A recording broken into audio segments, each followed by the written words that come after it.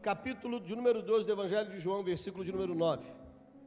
Diz assim a palavra do Senhor: E muita gente dos judeus soube que ele estava ali, e foram, não só por causa de Jesus, mas também para ver Lázaro, a quem ressuscitara dentre os mortos.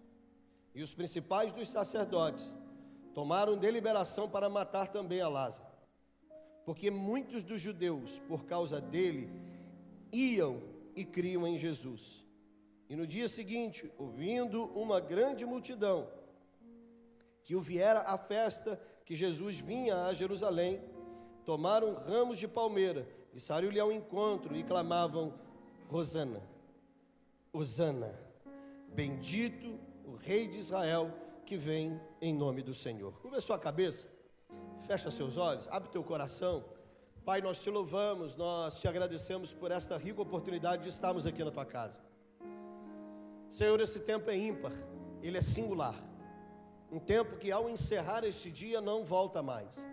Poderemos viver muitos outros domingos, mas este domingo, que se finda daqui a algumas horas, não o poderemos viver mais. E não queremos lançar fora nada do que o Senhor está construindo dentro dos nossos corações, dentro da nossa vida, para que possamos viver dias melhores a cada dia, Pai. Então peço a Ti, Espírito Santo, pois não pode faltar Tua presença em nós e no meio de nós. Te peço, Pai, que o Senhor opere, que o Senhor haja, realize, faça, conforme assim o Senhor quiser, libertando vidas que chegaram aqui e que não conseguem se libertar de si mesmo, que não conseguem mudar hábitos, comportamentos, pensamentos e, consequentemente, atitudes e resultados. Ajuda os teus filhos a serem mais determinados, a que possam, Deus, perseverar para serem transformados. Por Senhor quer mudar vidas aqui nessa noite.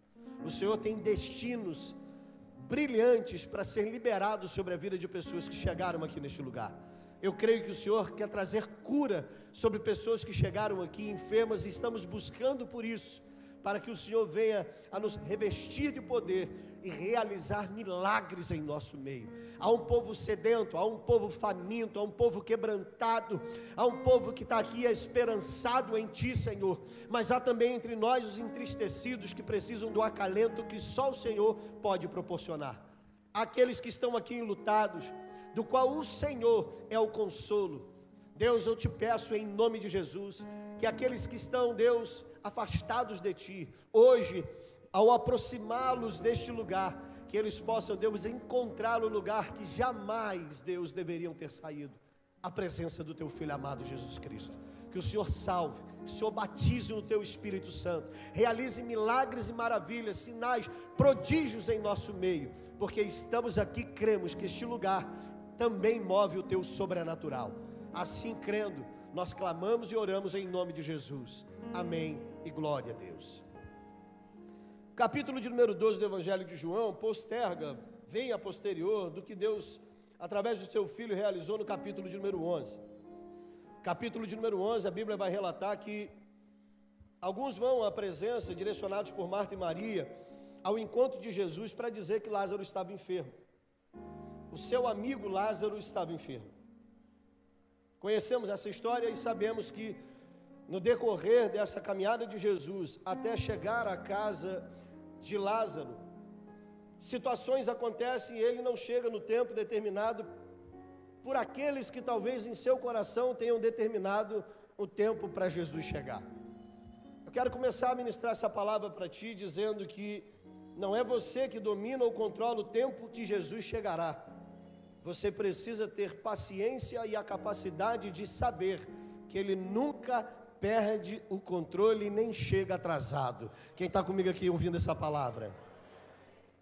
Jesus não está atrasado. Você pode dizer isso para o teu irmão? Talvez ele esteja aí precisando ouvir mais de perto essa palavra que esteja tão longe. Será que você pode olhar para ele com um olhar de compaixão, com um olhar de misericórdia, com um olhar de amor, com um olhar de graça, e dizer para ele: Jesus não está atrasado? Você pode? Não, tem gente que não fez. Me ajuda a pregar aí, vai. Você fez isso com o da direita, faz com o da esquerda, olha para ele, dá esse sorriso com dente, sem dente talvez, mas Olha para ele, sorri e diga para ele: Jesus não está atrasado. Isso aí.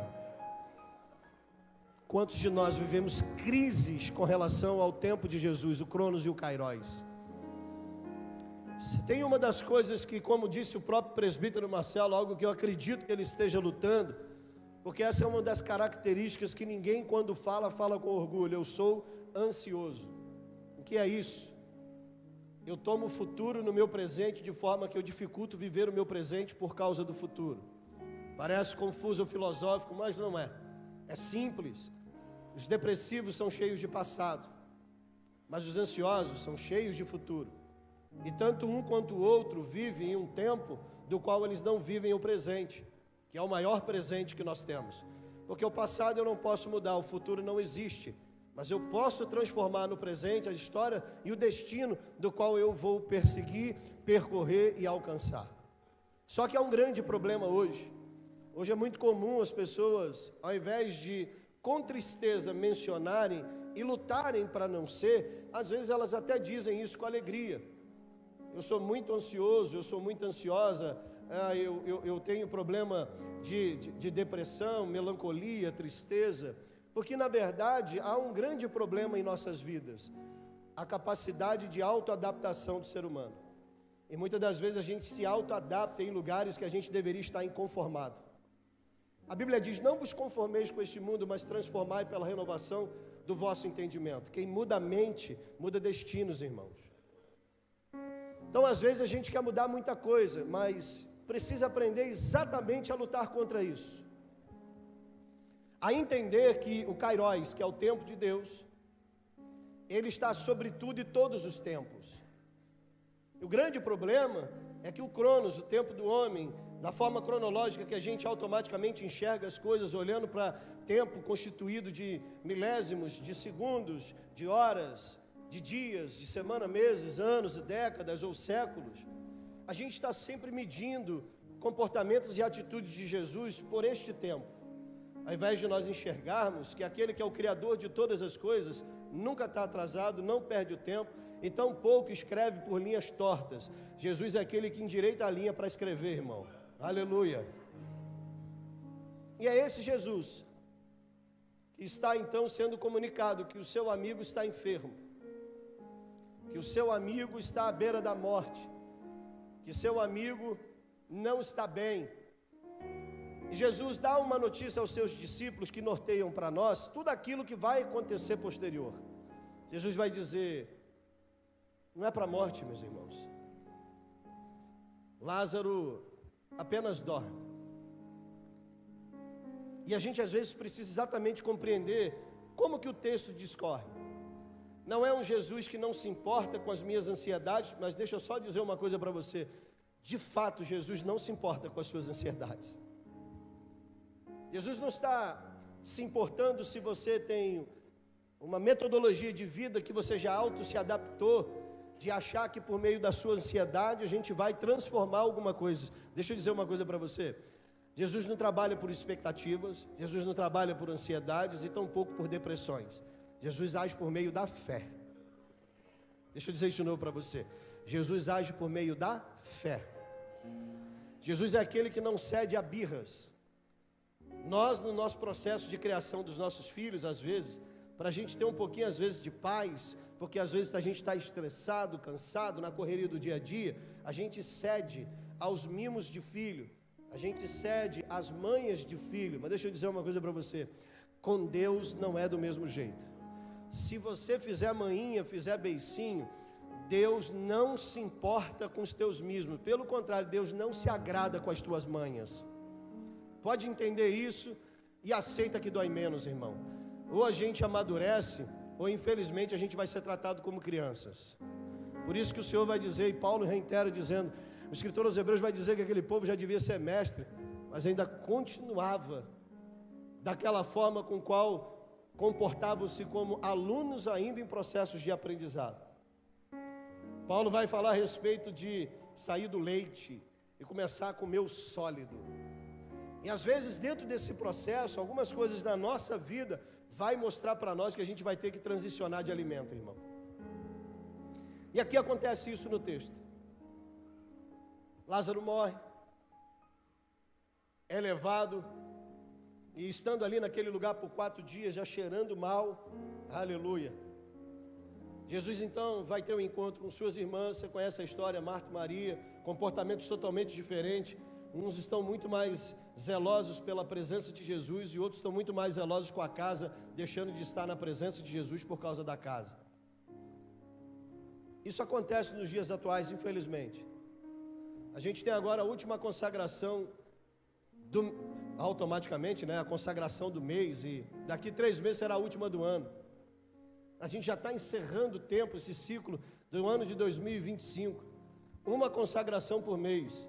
É inaceitável alguém dizer assim: pastor, eu não vou para a consagração porque eu estou arrumando a minha casa. Porque a gente precisa se programar para poder viver aquilo que é importante para a gente. O problema é que às vezes Jesus não é mais importante do que a casa. E a gente se preocupa com os afazeres, a gente se preocupa com o trabalho, a gente se preocupa com profissão, a gente se preocupa com um monte de coisa, mas não se preocupa de estar na presença quando Jesus chega na casa. E o texto vai mostrar isso para a gente. Qual a melhor parte para você? Porque por mais que você fique preocupado com sua casa, há sempre um vento que suja ela depois de você ter feito exatamente aquela faxina. E quando você lava aquela roupa branca e que o vizinho do lado resolve colocar fogo no mato, é esse dia que, se você ficar em casa nesse sábado para cuidar dos teus afazeres, depois de tudo limpo, o inimigo possa levantar esse vizinho teu para poder colocar fogo no mato, e que um vento impetuoso venha de forma tal a entrar na sua sala até a sua cozinha para empoeirar tudo que você limpou. Aí você vai lembrar de mim e dizer: que isso, pastor, você lançou maldição? Não, eu estou dizendo para você, está na hora de você começar a entender que Jesus precisa ser uma prioridade para você. E nesse sábado é um sábado que a gente se separa para jejuar. É um sábado que a gente se separa para entregar. A consagração é entrega. É um sábado onde a gente mortifica a nossa carne para se alimentar de uma maneira muito especial o nosso espírito por meio do jejum, da oração, da palavra, da ministração e da comunhão. E Jesus vai exatamente exortar neste momento, dentro do texto, esse comportamento. E às vezes a gente precisa exatamente entender isso. Quando a gente chega então, automaticamente o texto vai dizer que Lázaro venha morrer. O menor texto da Bíblia diz: e Jesus chorou, e está aí exatamente no capítulo de número 11 de João. E claro, não teria nenhum tipo de sentido Jesus chorar por causa da morte de Lázaro, se ele disse que Lázaro apenas estava dormindo. E eu já disse isso aqui várias outras vezes: ninguém chega em casa e vê alguém dormindo na cama e abre a boca a chorar. Pelo contrário, às vezes você chora com um ronco que o outro não vai deixar você dormir. Cadê os que roncam aqui? Digam amém. Ninguém ronca, né? Então deixa eu fazer a pergunta diferente aqui. Aquele que escuta quem dorme do teu lado roncar, diga amém. Aleluia. A minha esposa também gritou, aleluia. E como todo prudente diz, eu não ronco, aleluia. Isso foi intriga, só para participar com a igreja, que nada. Jesus ia chorar porque Lázaro estava apenas dormindo? Que sentido há nisso? Há uma palavra da Bíblia que é extremamente enigmática e a gente não pode vê-la sem contextualização bíblica. A Bíblia diz: alegrai-vos com que se alegram. Tem mais alguém aqui junto comigo aqui para a gente pregar junto? Mas a Bíblia diz: chorai com os que... Jesus olha aquelas mulheres que estavam ali em condolências com Marta e Maria e vê aquelas mulheres que não se afastaram como os amigos de Jó, que se no teu tempo de aflição e de tristeza, os verdadeiros amigos chegam. Jesus olha aquelas mulheres chorando e chora com elas. A gente pensa que Jesus estava chorando porque Lázaro havia morrido. Não, irmão. Lázaro continuava na ciência de Jesus, apenas dormindo. E Jesus então pede para que ele seja levado àquele lugar, retire a pedra e diz: Lázaro, vem para fora. Oh, aleluia. Glória a Deus. Diz aí para o teu irmão: Lázaro, vem para fora. Isso, irmãos. Alguns aproveitaram esse momento para falar sobre o mau hálito do irmão, né? Sai daí, Lázaro, já cheira mal. Aleluia. Glória a Deus. Vem para fora, Lázaro. A Bíblia diz então que aquele homem ressuscita. Então deixa eu explicar aqui algo para você que nós estamos buscando, e essa será a sexta, dentro da semana da nossa campanha de 7 semanas de oração. A Bíblia diz então que um milagre acontece. O morto de 4 dias, cheirando mal, ressuscita. E a gente vai chegar então aqui no capítulo de número 12. Porque a Bíblia vai dizer que depois que Lázaro ressuscita, há um incômodo dos sacerdotes. E a gente consegue entender o quanto estava envolvido política naquele texto. Esse é um dos textos que revelam para nós a capacidade de que a política de articulação trabalha em favor não da justiça, mas dos seus interesses. Você lê o capítulo de número 11, você vai ver exatamente. Ele se reúne e diz assim: como faremos diante dos sinais que ele faz? Se souberem o que ele está fazendo, nós vamos perder a nossa boquinha. Roma vai vir até nós, e quem vai ser exaltado vai ser esse cara. Então o que nós precisamos fazer? Nós precisamos de criar uma narrativa para matar o cara. E o texto diz que eles fizeram isso. Eles começam a partir daquele momento, olhando inclusive para se ele então, naquilo que se anunciava ser, ele deveria morrer por todos. Então o que nós vamos fazer? Vamos dar ajuda para ele então. Vamos nos mobilizar para matar Jesus. Está no capítulo de número 11, no discorrer do texto você vai ver exatamente isso. Os sacerdotes começam a perseguir Jesus para matá-lo. Por quê? Deixa eu explicar um negócio aqui para você, irmão. Quando aquilo que você faz incomoda os teus opositores, eles ao invés de aprender contigo, eles vão querer te matar, irmão. Entende por que às vezes você é perseguido na empresa? Você entende por que às vezes você é perseguido dentro da sua própria casa? Você entende por que você é perseguido às vezes na própria vizinhança? Sabe por quê? Porque quem não exala luz quer sucumbir você com as trevas que ele vive. Só que a luz dissipa as trevas. Deixa eu te dar outra notícia: maior é aquele que está conosco do que aquele que está no mundo. Deixa eu te dar outra notícia: podem fazer o que quiser, operando Deus, quem impedirá? Deixa eu te dar outra notícia: maldição sem causa não tem efeito, irmão. Oh, glória. E eles começam a articular. Eles começam a pensar como fazer. Bom, Jesus vai estar na festa. Ele vai estar na Páscoa. E como que a gente vai fazer? Vamos nos mobilizar e quando ele estiver, vamos lançar a mão dele. Só que chega no capítulo de número 12, a gente observa que os caras eram tão ruins, que eles pensaram? E o texto vai dizer algo que eu quero, em cima disso, poder pregar um pouquinho mais para o seu coração. O teu milagre é para atrair muitas das vezes pessoas à presença de Jesus. Você conseguiu entender isso aqui? O teu milagre é para atrair pessoas ao encontro com Jesus.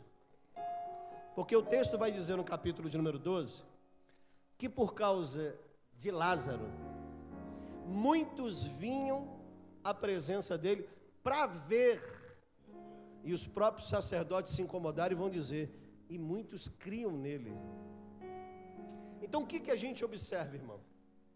Que através do nosso milagre a gente acha que a gente foi o mais abençoado, o melhor, o mais beneficiado com aquilo que Deus fez. Só que deixa eu te dar uma notícia: o teu milagre, a primeira coisa, qual a função que ele ocupa é para a glória de Deus.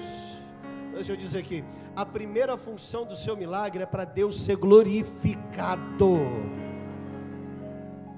Você pensa que é para você marchar no varão, voar igual águia? Nada disso, irmão.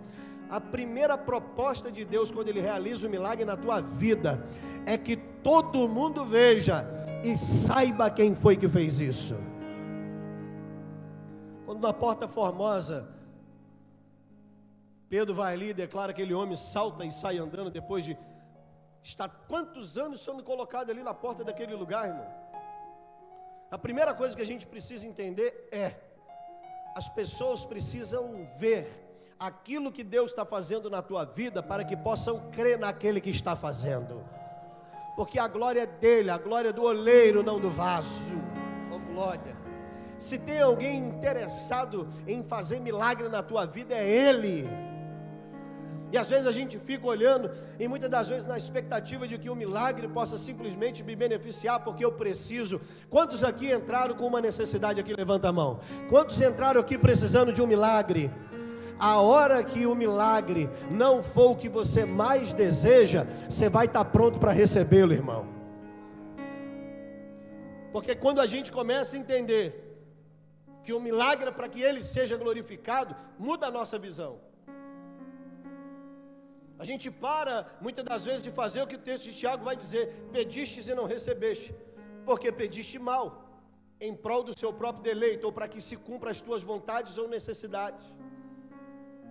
Mas quando a gente consegue entender que o milagre na nossa vida fará com que pessoas possam ouvir e ver, e principalmente o que o texto diz, crer nele, cumpre-se a primeira função de um milagre. Aí o texto vai dizer que agora então, homens eram atraídos para poder ver aquilo que eles ouviam. Nossa, deixa eu dizer isso aqui para você, porque você está buscando. Deus vai fazer um milagre para poder virar notícia.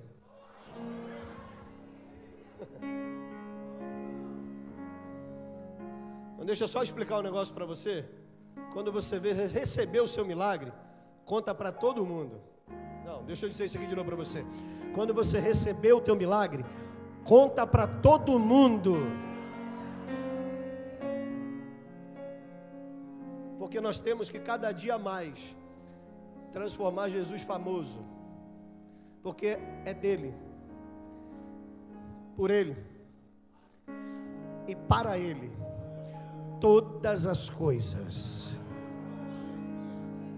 Sabe quando você passava no boteco que você entrava e agora você não entra mais? Todo mundo ali precisa saber que quem fez isso contigo foi Jesus.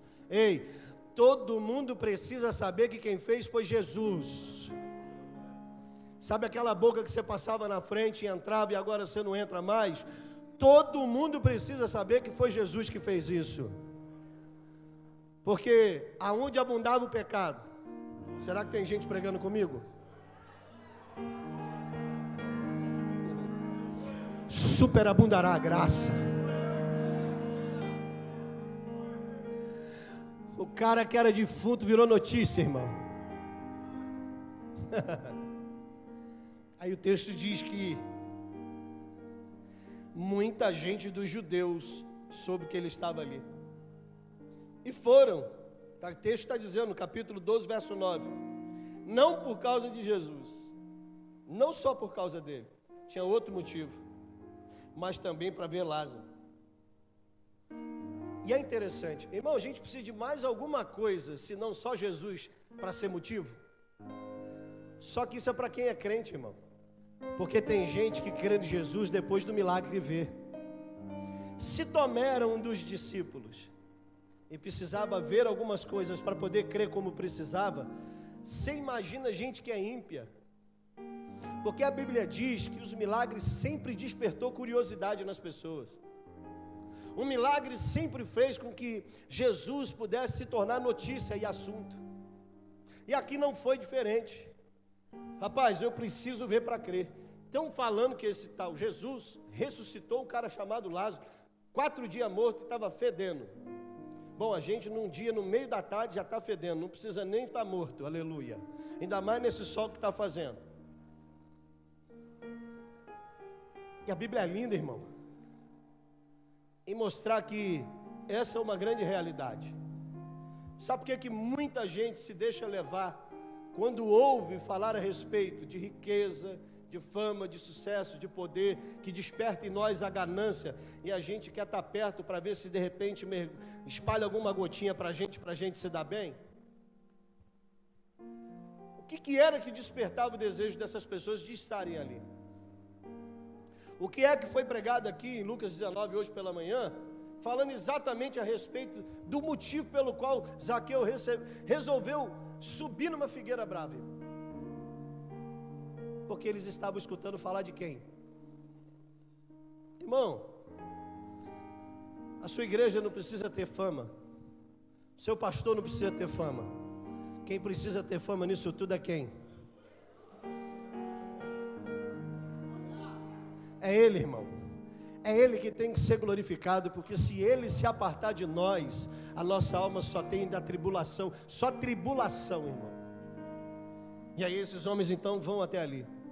Só que não esquece que tem um grupo ali que quer exatamente propor que esse nome não continua a ser divulgado, propagado, aquilo que ele fazia continuasse a ser anunciado.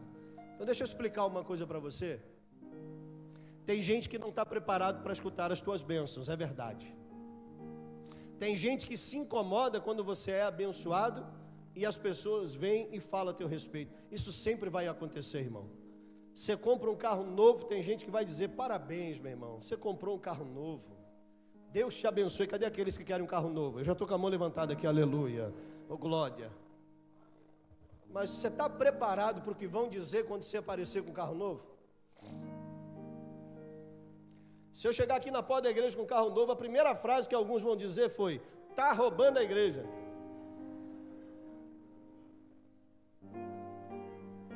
Ah lá, aqueles de Malaquias. Porque todo crente da igreja pode prosperar, mas o pastor da igreja não pode. Você está preparado para receber as críticas quando a bênção chegar, quando o milagre acontecer? Então às vezes você não recebeu o milagre porque você ainda não está preparado para isso. O milagre já está pronto para você, já está no forno. O problema é que você ainda não tem estrutura para receber o milagre, porque o milagre gera comentários,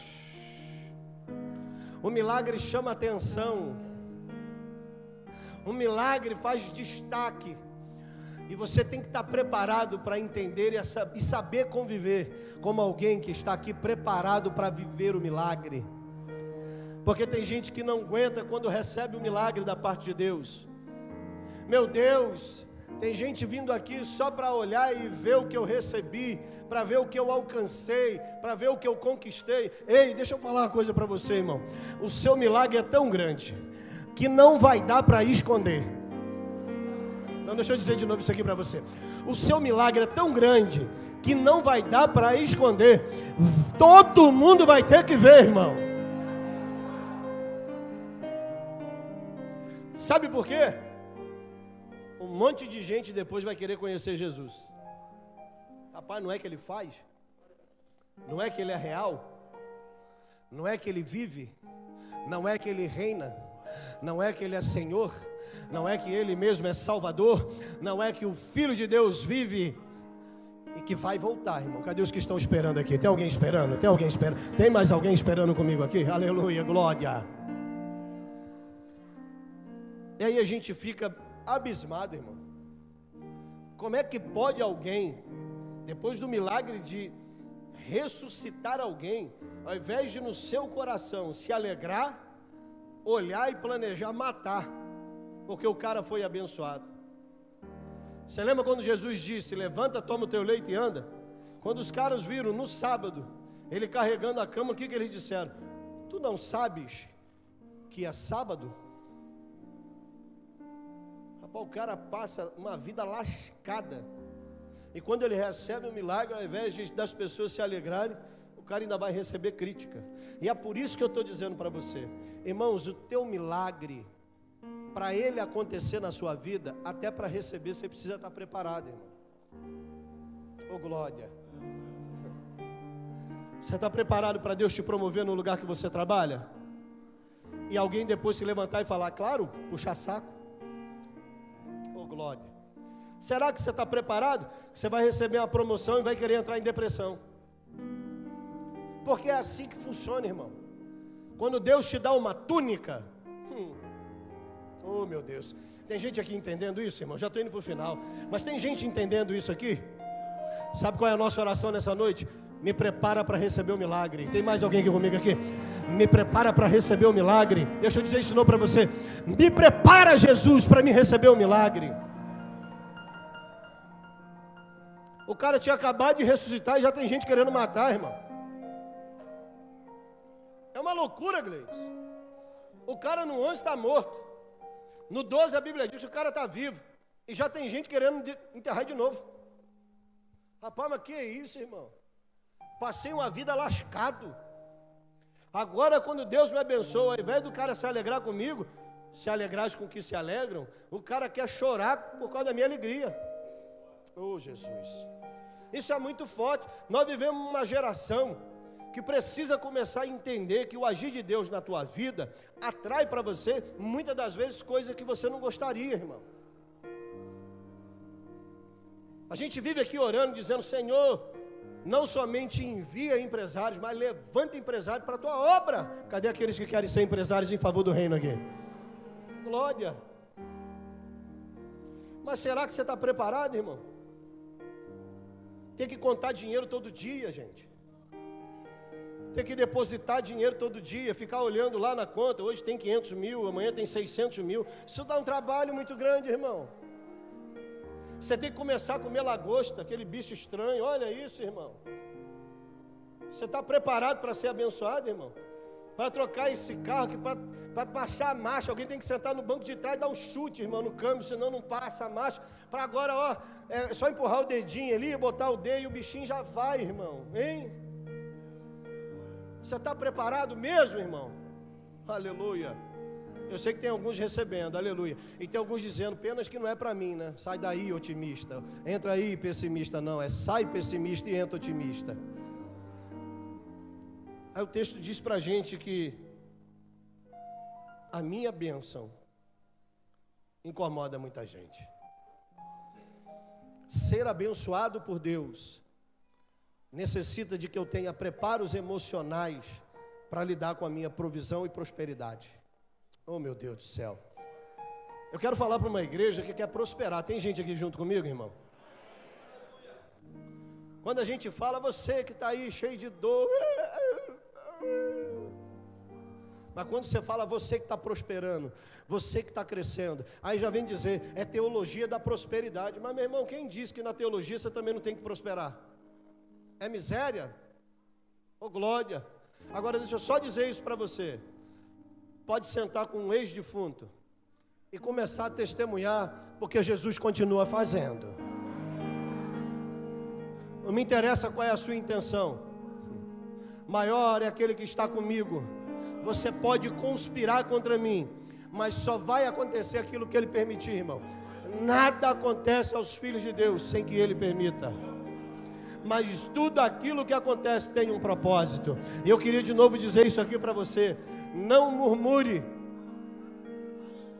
porque às vezes antes do milagre acontecer, o pior acontece. Não, deixa eu dizer isso aqui de novo para você. Não murmure, porque antes do melhor de Deus, do milagre acontecer, o pior acontece.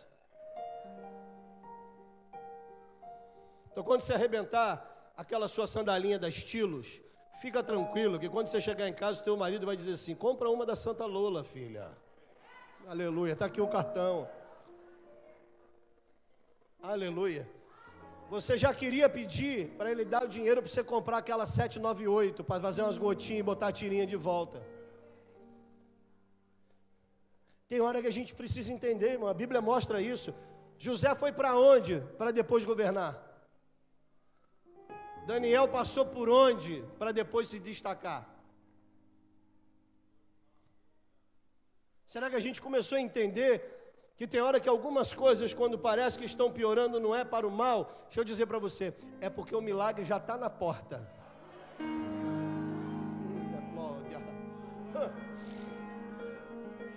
A gente só precisa entender que Jesus não está atrasado. Eu sei em quem eu tenho crido. Será que você pode dizer isso para você? Eu sei em quem eu tenho crido. Eu sei que o meu Redentor vive. Glória. Está no tempo. Pode não estar no seu tempo, mas está no tempo dele. Pode não estar acontecendo do teu jeito, mas está acontecendo do jeito dele. Pode não ser do jeito que você trilhou, mas deixa eu dizer uma coisa para você: ele não tem trilha, ele é o caminho. E as coisas estão acontecendo conforme assim Ele quer. Porque o propósito do teu milagre é maior do que o que Ele vai proporcionar só para você. Quando nós assentamos com pessoas, muitas das vezes até para evangelizar, o que você conta, irmão? Do que Deus está fazendo na sua vida. E muitas das vezes a paciência que você não tinha, que o salmista vai dizer: esperei com paciência no Senhor, e Ele se inclinou. Oh, glória! Mas quando a gente vai contar dos nossos testemunhos, seja mais detalhista, irmão, para que as pessoas possam entender que antes do milagre acontecer, às vezes o pior está acontecendo. Oh, glória! Que o Kairos, ele domina sobre o Cronos, que o tempo de Deus domina sobre o tempo dos homens, e que todo nesse processo Deus está agindo e trabalhando em matérias cruciais para mim e para você. Então aguarda só um pouquinho, não perca a tua fé, não murmure nem esmoreça, só espere. Depois de Lázaro ressuscitado, mais uma vez tem ali um encontro, e nesse encontro vai ser derramado algo de muito valor aos pés do Senhor Jesus. Está aqui no capítulo de número 12. Aí a gente olha e vê que discípulo, e discípulo ladrão, a Bíblia deixa claro que Judas era ladrão, está no texto aí. Não porque ele se preocupava com os pobres, mas porque ele se preocupava com din-din, irmão, monetariedade. O texto deixa claro que ele queria trair Jesus. Deixa eu falar um negócio para você, irmão. Se até quem caminhava com Jesus murmura quando fazem para Jesus alguma coisa, você imagina o que você vai passar quando você faz alguma coisa para agradar Jesus. Por isso que às vezes você recebe um monte de título. Lá vai a beata, lá vai o beato, não sabe fazer outra coisa, só quer saber de igreja. Quando você vivia no boteco, era melhor? Quando você vivia nas esbornes, era melhor? Quando você vivia nas cachaças, era melhor? Quando você vivia aí no domingo pela manhã, indo jogar futebol, levando o passarinho para passear, era melhor? Eu acho que é melhor ele ir para a igreja, para a IBD, aleluia, para se transformar num homem melhor, uma mulher melhor, aleluia, glória ao nome do Senhor Jesus. Então a gente precisa começar a entender que algumas coisas começam a mudar quando a gente começa a se aproximar do Senhor Jesus, viver os milagres de Jesus. Só que nem tudo é só positivo, tem muita coisa que às vezes exatamente a gente começa a receber um monte de título que nos dão. Agora deixa eu falar uma coisa para você. O que você pensa a meu respeito é problema teu, eu estou bem resolvido, irmão. O problema é que tem muita gente se preocupando com o que pensa a teu respeito. Tem muita gente preocupada se o que você vai fazer agrada uns aos outros. Deixa eu só te dar um conselho. É melhor você desagradar os homens do que você desagradar a Deus. Porque a própria Bíblia diz: se não aborrecer pai, mãe e filhos por amor de mim, não é digno do meu reino. Aquele que quiser vir após mim, negue-se a si mesmo, tome sua cruz e siga Jesus. Tem hora que a gente precisa começar a entender, irmãos. Aquele que fez o milagre em mim é digno de toda a minha adoração, de todo o meu tempo, porque quando o meu tempo foi cessado, Ele me deu uma nova oportunidade. Cadê aqueles que tiveram uma nova oportunidade aqui? Aleluia! Deus está te dando uma nova oportunidade para a glória dEle, meu irmão. Não é para a sua glória, não é para o seu louvor, é para Ele, irmão. Então nunca se esqueça disso. Lembra-te de onde Deus te arrancou, irmão. Sabe quando a gente olha para trás e diz assim: meu Deus, foi dali que Deus me arrancou? Tem foto que a gente olha e vê que a gente melhorou bem, né, irmão? Eu sou um deles. Você olha minhas fotos do passado e fala: misericórdia. Tá certo que é um pensamento meu, né? Da onde Deus me arrancou, irmão? E a gente vai lembrando quando vê as fotos, né, evangelista Carlos? Aqui que eu estava fazendo, o que eu estava vivendo, o que eu era aqui, misericórdia. Aí a gente olha hoje, a primeira coisa que vem na nossa boca é: olha eu aqui. Ei, inglês, vai aí, pô. Meu passado era só derrota, irmão. Ué?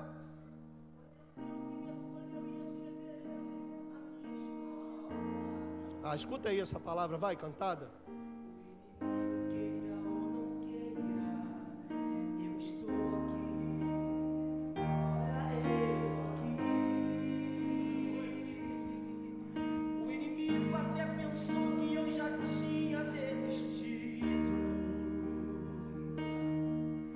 Espalhou para todo mundo que eu tinha morrido.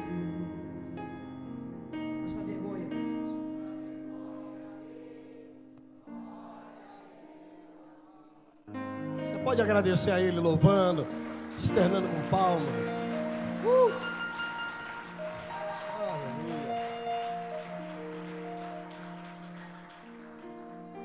A gente olha para o presente e diz: estou muito melhor do que no meu passado. Mas eu disse também uma notícia para você: você vai estar muito melhor do que o teu presente. Não, você vai estar muito melhor do que o seu presente. Você só está sendo preparado para alcançar o que já está pronto. Você só está sendo preparado para alcançar o que Deus já tem pronto para você. Eu preciso dizer isso de novo. Você só está sendo preparado para aquilo que Deus já tem pronto para você. Glória. Aí quando eles souberam que Jesus estava chegando, tomaram o rumo de Palmeiras. E ao passar eles diziam: Hosana.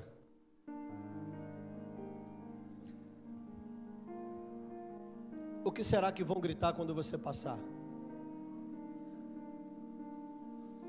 O que será que as pessoas vão ver e vão dizer quando você começar a passar, depois de viver os seus milagres? Só que deixa eu te dar uma notícia. Já andam falando a seu respeito. E posso te falar? São boas notícias, irmão. Olha quem era. Olha como estava. Olha como vivia.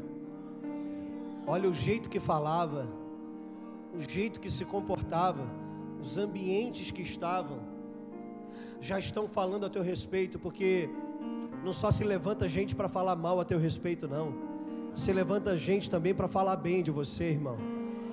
Se levantam também pessoas para falar a teu respeito. Sabe por quê? Porque elas hoje veem Jesus na tua vida. E a glória não é tua, jumentinho. A Bíblia vai dizer que Jesus então se assenta no jumentinho. A glória nunca será do vaso, sempre será do oleiro. A glória nunca será do jumentinho, sempre será de quem se assenta sobre ele. Então fique tranquilo, porque você vai saber lidar com as boas notícias sem se perder. E você vai estar preparado para não se importar com as mal notícias dos fariseus de língua grande, quando você passar com o teu milagre. Aleluia. Será que você pode ficar de pé, irmão? Oh glória, tu és maravilhoso, Deus. Tu és lindo, Senhor.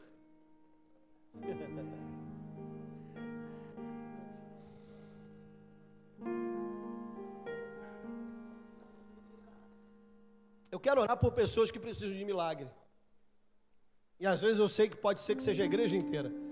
Porque milagre corresponde àquilo que eu reconheço que eu não posso fazer. Se eu te dar uma notícia aqui, irmãos, olha para mim aqui. A gente já vai encerrar o culto daqui a pouquinho. Para de transformar coisas difíceis em impossíveis, por favor. Nós estamos vivendo uma geração de crente que transforma coisas difíceis em impossíveis. O nosso Deus, Ele é o Deus que opera no impossível e opera para fazer com que você possa alcançar até o possível. Mas tem gente, irmão, que potencializa tudo. Até as coisas que são difíceis, e elas são, a gente precisa que nós temos a capacidade de resolver, mesmo que seja difícil. Então não pare de se movimentar porque você acha que o difícil é impossível. E às vezes você olha e diz assim: poxa, eu não estou vendo Deus operar. Sabe por quê, meu filho? Porque não é impossível ainda, é só difícil. E quando a gente foi acostumado a ser mimado, quando encontrar dificuldade alguém facilitava, a gente não sabe se levantar quando cai. Fica igual tartaruga de casco para baixo, já viu? Não sabe o que fazer. Mas deixa eu falar uma coisa aqui para você. Existem coisas difíceis e todo ser humano vai passar. Agora para de transformar difícil em impossível, porque você quer transformar difícil em impossível para ver Deus operar aí. Porque você não quer levantar, porque você não quer fazer, porque às vezes te acostumaram a fazer você mimado. Então entenda uma coisa: situações difíceis estão na sua mão para resolver. Deus só vai operar onde houver o impossível. Não, eu preciso dizer isso aqui para você de novo, irmão. Não chama a Deus porque é difícil, não. Ele está contigo todos os dias, mas no que é difícil você ainda pode. Você pode ter certeza que Ele vai operar no que é impossível. Para. Tem gente, rapaz, que tudo é motivo. Você conversa e fala, meu Deus do céu, rapaz, despreparado para a vida, rapaz. Aí quando você vai ver a história, criança mimada. Podia pegar uma gripe, criado dentro de apartamento, soltava cafiva no ventilador. Nunca comeu a goiaba do pé. Sabe? Aí tudo é difícil, irmão. Tudo é difícil. Quando tem que se movimentar para resolver alguma coisa difícil, quer logo transferir para Deus. Deus, isso aqui é impossível. Entra nas minhas causas, que impossível, rapaz. Mas eu vim orar aqui hoje para quem precisa de um milagre. O milagre é quando o impossível chega. E eu não sei o que você está vivendo que é impossível. Você não tem mais condições de resolver. Já extravasou suas possibilidades. Eu não sei qual foi a notícia do Esteves ao longo do dia. Você tem notícia? Não?